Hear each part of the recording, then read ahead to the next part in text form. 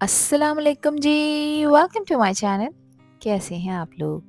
उम्मीद करती हूँ सब खैरियत से होंगे और मज़े में होंगे। गर्मी का मौसम पूरी शिद्दत पर है और ऐसे वक्त में अगर कुछ ठंडा चटपटा रिफ्रेशिंग मिल जाए तो मज़ा आ जाता है। आज की वीडियो में आपके साथ शेयर कर रही हूँ स्ट्रीट स्टाइल दही भल्ले की रेसिपी, जो हर किसी की फेवरेट होती है।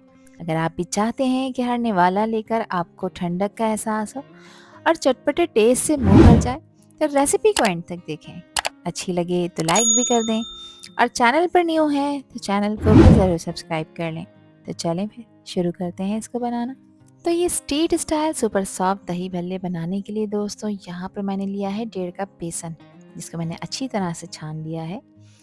अब इस बेसन में मैं कुछ मसाले ऐड करूँगी। तो सबसे पहले इसमें नमक शामिल कर रही हूँ, जो कि हाफ़ टी स्पून है और ये परफेक्ट है 1.5 कप बेसन के लिए। नमक आप अपने टेस्ट के अकॉर्डिंग ऐड कर सकते हैं। 1 टीस्पून इसमें कुटी लाल मिर्च का पाउडर डालेंगे और 1 टीस्पून इसमें ज़ीरे का पाउडर शामिल करेंगे। साथ ही इसको स्पाइसी टच देने के लिए 1 टीस्पून मैं पिसी लाल मिर्चें भी शामिल कर रही हूँ। मिर्चों की क्वांटिटी भी आप लोग अपने टेस्ट के अकॉर्डिंग कम ज़्यादा कर सकते हैं। हाफ़ टी स्पून इसमें मैं अजवाइन का ऐड कर रही हूँ और अजवाइन को हमेशा इस तरह से रब कर कर ऐड किया करें, इससे इसका फ्लेवर मज़ीद इन्हेंस हो जाता है। 1/4 टीस्पून मैं यहाँ पर बेकिंग सोडा ऐड कर रही हूँ। ध्यान रखिएगा कि बेकिंग पाउडर नहीं है, बेकिंग सोडा है, जिससे भल्ले बहुत ही सॉफ्ट और फ्लफ़ी बनकर तैयार होंगे। अच्छी तरह से सारे ड्राई इंग्रेडिएंट्स को मिक्स कर लेंगे ताकि ये सब आपस में वेल कंबाइन हो जाए। और अब यहाँ पर इसका एक स्मूथ सा बैटर तैयार करना है, जिसकी कंसिस्टेंसी ना बहुत ज़्यादा थिक होनी चाहिए ना बहुत ज़्यादा पतली। तब इसमें थोड़ा थोड़ा सा पानी ऐड करते जाएंगे और बैटर को अच्छी तरह से मिक्स करते जाएंगे। ये स्टेप बहुत ज़रूरी होता है। यही स्टेप है जो भल्लों को मुलायम बनाता है।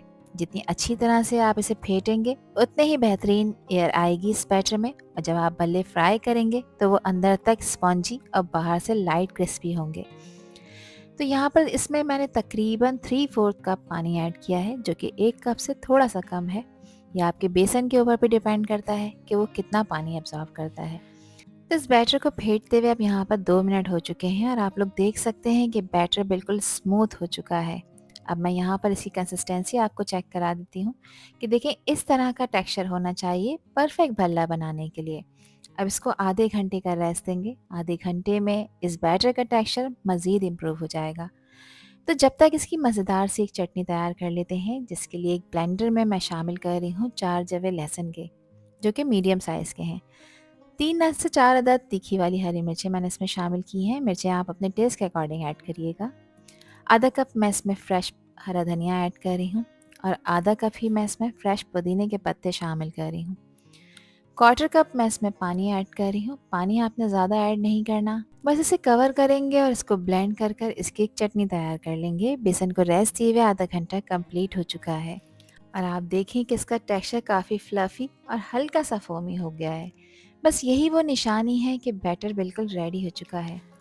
अब इन बल्लों को फ्राई करने के लिए यहाँ पर एक पैन में मैंने ऑयल गरम किया है और ऑयल पैन से 1 इंच ऊपर होना चाहिए। ज़्यादा डीप ऑयल में आपने इन्हें फ्राई नहीं करना और ऑयल का टेम्परेचर ना ज़्यादा तेज़ गर्म होना चाहिए ना ज़्यादा हल्का।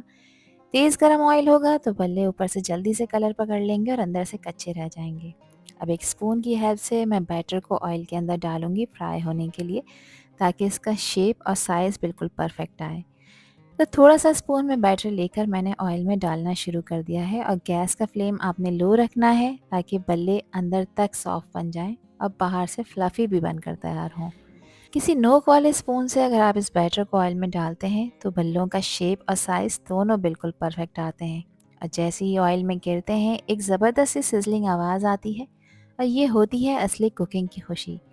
इन बल्लों को मैं हल्की फ्लेम पे गोल्डन ब्राउन होने तक फ्राई करूंगी, ताकि ये अंदर तक अच्छे से पक जाएं और सॉफ्ट भी रहें। आप इन्हें बार बार ना हिलाएं, सिर्फ थोड़ा सा गोल्डन होने पर जेंटली आपने इनको पलटना है। तो देखिए 3 मिनट हो चुके हैं इन बल्लों को फ्राई होते हुए। इनकी एक साइड यहाँ पर फ्राई हो चुकी है और ये ऑयल पर फ्लोट कर रही है, तो अब मैं इसकी साइड चेंज कर रही हूँ।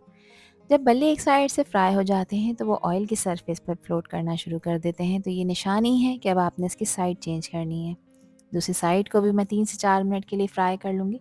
तो इनका जो टोटल फ्राइंग टाइम है वो तकरीबन 8 से 9 मिनट है और लो फ्लेम पे आपने इन्हें फ्राई करना है, ताकि अंदर से ये बिल्कुल भी कच्चे ना रहें और ना इसमें किसी तरह की गुठली रहे।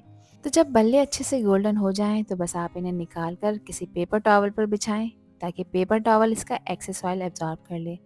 यहाँ पर बल्ले दोनों तरफ से अच्छी तरह से गोल्डन क्रिस्पी हो चुके हैं। एक अच्छा खूबसूरत सा डिज़ायर गोल्डन कलर भी इसके ऊपर आ चुका है। तो चलें अब इनको निकाल लेते हैं। तो एक छन्नी वाला स्पून लिया है और अब मैं इन बल्लों को निकाल रही हूँ। अब इनको सॉफ्ट और स्पंजी बनाने के लिए एक बाउल में मैंने शामिल किया है नॉर्मल टैप वाटर। इनको आपने गर्म पानी में नहीं, बिल्कुल नॉर्मल पानी में डिप कर कर रखना है कुछ देर के लिए, तभी तो ये स्पंजी जैसे नरम और जूसी बनेंगे। अच्छा, इसमें मैंने क्वार्टर टी स्पून नमक भी ऐड किया था, ताकि नमक को ये अच्छी तरह से एब्जॉर्ब करें और इसका टेस्ट भी अच्छा आए। अच्छी तरह से प्रेस करके इसको डिप कर देंगे और अब आपने इसको कुछ देर का रेस्ट देना है, तकरीबन 5 से 6 मिनट का। 5 से 6 मिनट में ये अपने अंदर पानी एब्जॉर्ब करेंगे और सॉफ्ट और स्पंजी बनकर तैयार होंगे। तो इसको कवर कर देते हैं 5 मिनट के लिए, और 5 मिनट बाद जब मैंने इसका कवर हटाया है तो बल्लों ने देखें पानी अच्छा खासा एब्जॉर्ब कर लिया है। अब आपने करना ये है कि एक बल्ला उठाना है और जेंटली इसको इस तरह से प्रेस करना है। प्रेस करके आपने इसका जो एक्स्ट्रा पानी है वो निकाल देना है। एक चीज़ का ख्याल रखना है कि इस पे आपने ज़्यादा प्रेशर नहीं डालना, वरना बल्ला टूट जाएगा। बस हल्के हाथ से इसको आपने जेंटली प्रेस करना है, उसका एक्स्ट्रा पानी निकाल देना है और एक प्लेट में आपने इनको रखते जाना है। तो इसी तरह से सारे बल्लों को प्रेस करके मैंने इसका जो भी एक्स्ट्रा पानी था वो निकाल दिया था। अब यहाँ पर आ गया है सबसे ज़्यादा एक्साइटिंग मोमेंट, बल्लों की तैयारी का, जिसके लिए आधा किलो मैंने लिया है दही।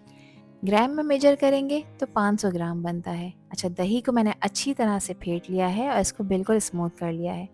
अब इसमें हाफ टी स्पून मैं नमक शामिल कर रही हूँ, और जो हरे धनिया पुदीने की हरी चटनी बनाकर रखी थी वो इस पॉइंट पर इसमें ऐड करेंगे।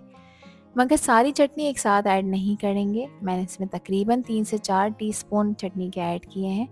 जितना कलर और जितना तीखा आप खाना पसंद करते हैं, उतनी ही क्वांटिटी आपने चटनी की दही में ऐड करनी है। तो मैंने तकरीबन 3 से 4 टीस्पून इसमें ऐड किए हैं। अच्छी तरह से इसको मिक्स कर लेंगे और देखिए परफेक्ट सा दही तैयार हो चुका है भल्लों के लिए। मगर ये अभी काफ़ी मुझे थिक लग रहा है, तो मैं इसमें पानी ऐड कर रही हूँ। और पानी मैंने इसमें तकरीबन 3/4 कप ऐड किया है। पानी आपने उतना ऐड करना है जितना पतला आप दही को रखना चाहते हैं। तो यहाँ पर मुझे बल्लों के लिए टेक्सचर इसका बिल्कुल परफेक्ट लग रहा है और अब अच्छी तरह से मैंने इसको मिक्स कर लिया है।